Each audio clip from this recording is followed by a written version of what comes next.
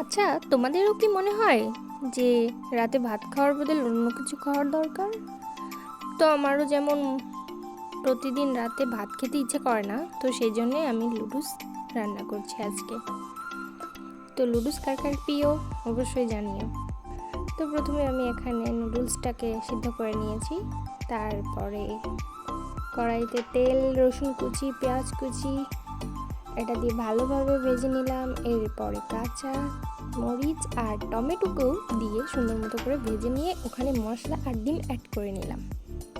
তারপর আর কি ভাজা সিদ্ধ নুডলসটাকে দিয়ে ওর মধ্যে একটা ম্যাগি মশলা দিয়ে নিলেই তৈরি সুস্বাদু এক চাউমিন।